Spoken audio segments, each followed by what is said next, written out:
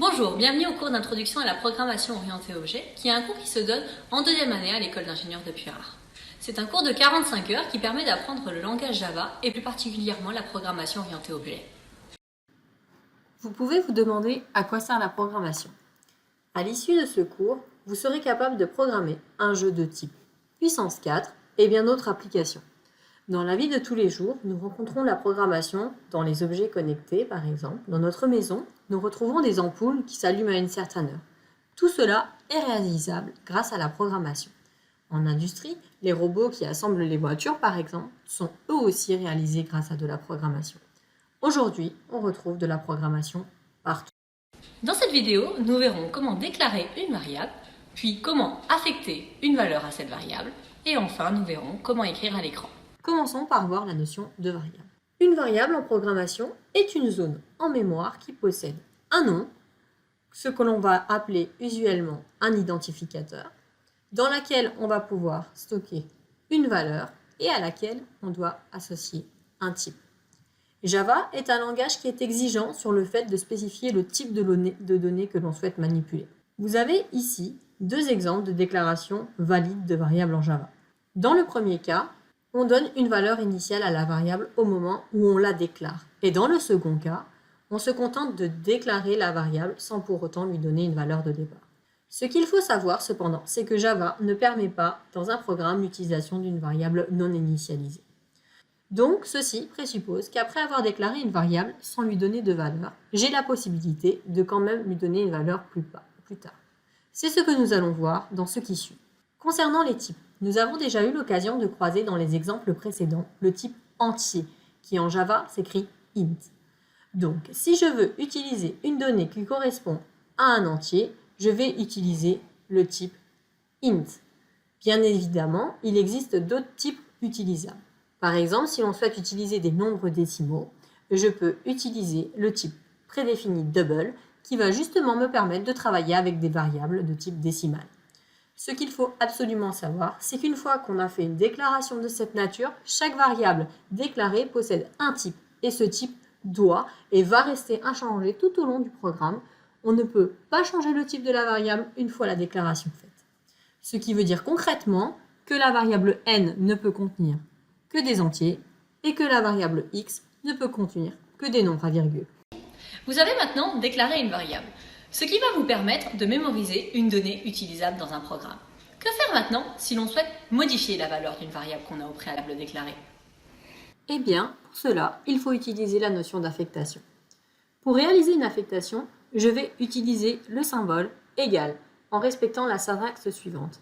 À gauche de l'expression, je spécifie l'identificateur, le nom de la variable. Ensuite, mon symbole égal et finalement la nouvelle valeur que je veux désormais stocker dans ma variable. Supposons que dans un programme, j'ai déclaré deux variables, n et n carré. N a été déclaré et initialisé à 4, alors que n carré n'a pas été initialisé. Je souhaite mettre une valeur dans n carré, en utilisant la notion d'affectation. Comment va se dérouler une affectation de cette nature? Alors, l'exécution va se décomposer en deux temps. La première chose qui va être réalisée, c'est l'évaluation de ce qui est à droite du symbole égal. Donc ici, cette évaluation va donner la valeur 16. Dans un second temps, je vais stocker la valeur ainsi évaluée dans la variable n carré. Ce qui me donne ici pour résultat d'avoir dans la variable n carré la valeur 16. Jusqu'à présent, nous avions vu ici comment déclarer, initialiser et affecter une valeur à une variable. Intéressons-nous maintenant à comment afficher cette variable. Si l'on regarde le programme d'exemple suivant, les lignes d'affichage, ce sont ces trois lignes. Examinons-les maintenant plus en détail.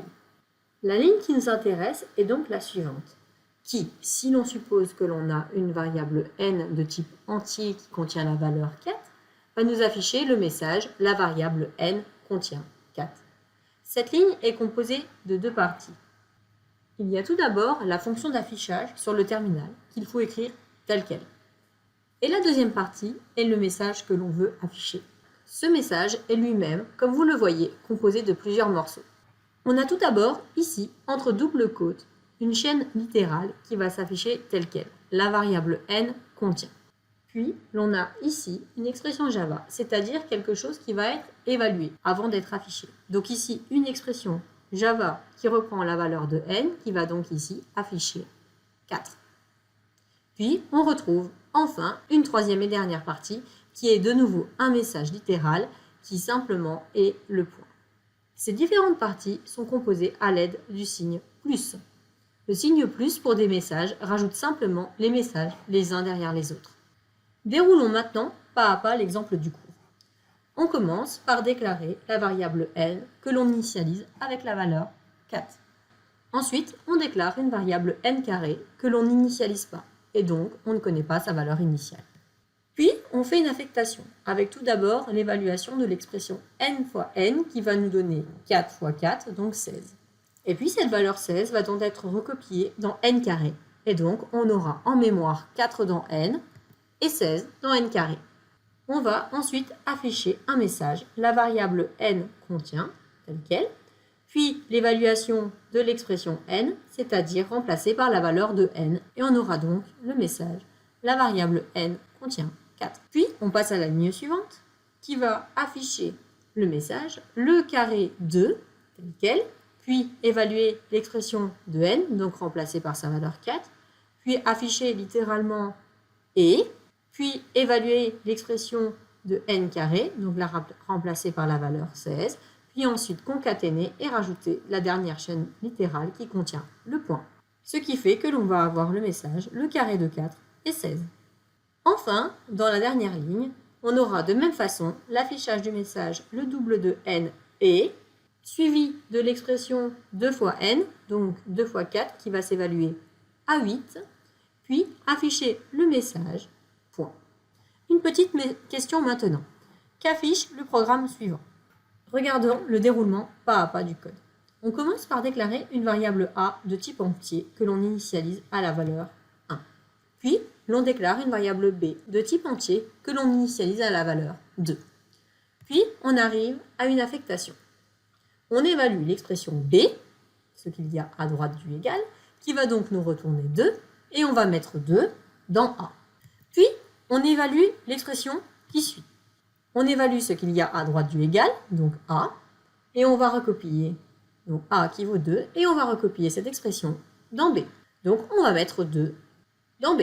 Ce qui fait qu'au final, lors de l'affichage, on va avoir ici l'évaluation de l'expression a, donc 2, suivi de la virgule, telle quelle, puis ensuite l'évaluation de l'expression b, qui est également 2, et donc ça nous affichera 2,2.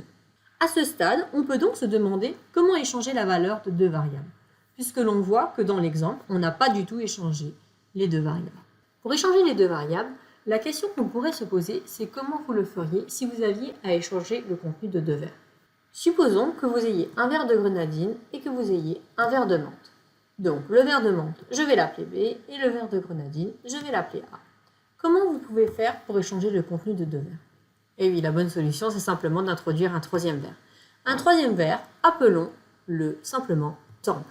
Et comment va-t-on procéder? Nous allons prendre le verre de grenadine que nous allons verser dans notre troisième verre, puis notre verre de menthe va pouvoir être versé dans notre premier verre, et le verre temporaire va pouvoir être versé dans le verre B. Et voilà, l'échange est réalisé. Eh bien, ce n'est pas plus difficile en programmation. Si on veut échanger le contenu de deux variables, il suffit d'introduire une variable temporaire, temp, ici, qui va nous permettre de transférer les valeurs. Par exemple, on a donc A initialisé à 1 et B initialisé à 2.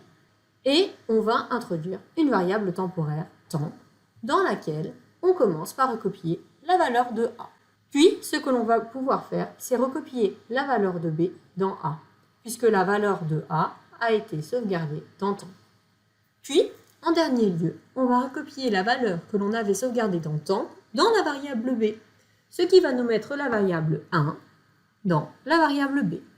Ce qui fait bien qu'au début, on avait A à 1 et B à 2. Et on voit bien qu'on a échangé le contenu initial des deux variables A et B. Merci d'avoir suivi ce cours avec moi. J'espère que cette matière vous a intéressé et qu'on pourra se retrouver bientôt.